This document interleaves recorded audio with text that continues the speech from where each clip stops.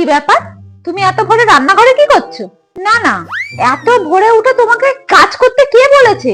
আমার 40 বছর বিয়ে হয়েছে, তাই আমি এখনো ভোরে উঠতে পারি না। আর তোমার তো সবে 1 বছর বিয়ে হয়েছে, তুমি এত ভোরে উঠে কাজ করছো? যাও যাও, ঘরে চলে যাও। সকাল 9টার আগে ঘুম থেকে উঠবে না, যাও আগে যাও।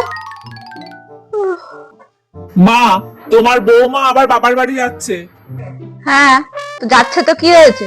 এত ঘন ঘন বাবার বাড়ি যাওয়ার কি হয়েছে সেটাই তো বুঝি না। মানেটা কি? যেখানে ছোটবেলার থেকে বড় হলো সেখানে যেতে গেলে কি তোর পারমিশন লাগবে নাকি? তুই তোর বাবা মাকে ছেড়ে থাকতে পারবি? তা তো পারবি না। তাহলে ওর বাবা মাকে ছেড়ে তো ও আমাদের কাছে থাকে। তুই ওর পেছনে লাগবি না, বুঝলি? যাক, বাবার বাড়ি থেকে কদিন ঘুরে আসুক। এই মিষ্টি, কি করছিস? সারা দিন কাজ, তুই এত কাজ কেন করিস বলতো? চল আজকে সাউথ সিটি মল থেকে ঘুরে আসি, তুই আর আমি মিলে শপিং করব।